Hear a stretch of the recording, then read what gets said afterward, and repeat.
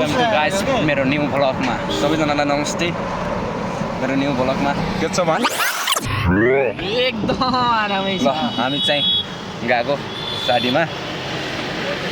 साउको सालाको साडी छ त्यही जाँदैछौँ रोशन जेठान कता हुनुहुन्छ खै यस्तो हाल्नु भन्दा सबैजनालाई नमस्ते ज्ञानले अकल बस्नु भएको छ हेर्नु ल ज्ञानले हेलो गर्नु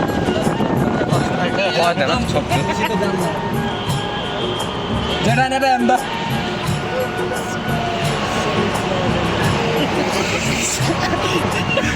दिवस आले उता खान रमाइलो गर्दै अब भन्दा म ठ्याक्क गाडीमा आज त कार ल कार चढ्रे आज चाहिँ बिहामा जाँदाखेरि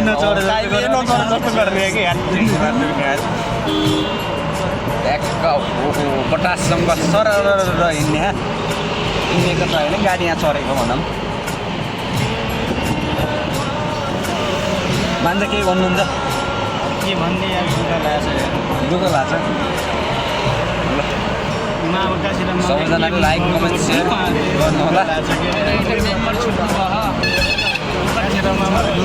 अरू सबै बिहामा हिँड्ने काशीराम दाइ चाहिँ बस्नुभयो त्यही हो त्यही दुःख लाग्छ भन्नुहुन्छ मान्छेले हाम्रो यात्रा कहाँसम्म अरे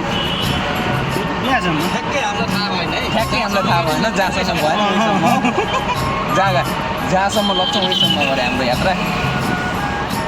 ठ्याक्क बाहिर पनि कस्तो चिसो चिसो हावा घाममा गाडीमा सरर हिँडेर ठ्याक्क रोशनलाई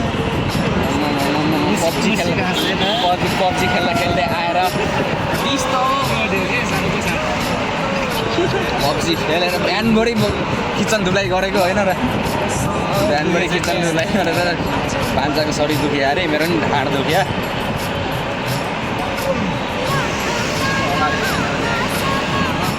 ट्याक्क लगाएर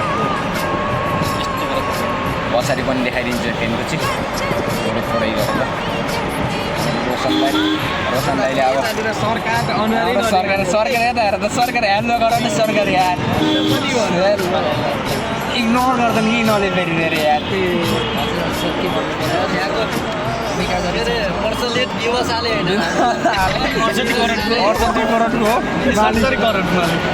अडसठी करोडको मालिक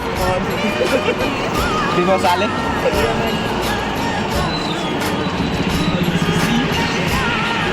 लाएर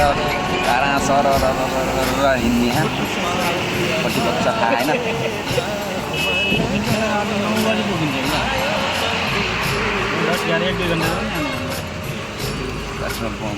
पेट्रोल पम्प आइसक्यो ट्याक्क लाएर बाहिर त दामी देखिया त यार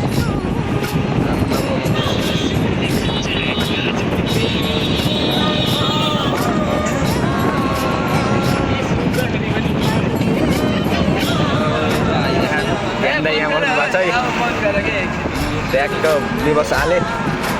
यता रोशनलाई यता जेठान हाम्रो यता चाहिँ दुइटै जेठान पछाडि बस्यो एउटा साइनोले जेठान एउटा बहिनी रोहिणी जेठान होला के भन्नुहुन्छ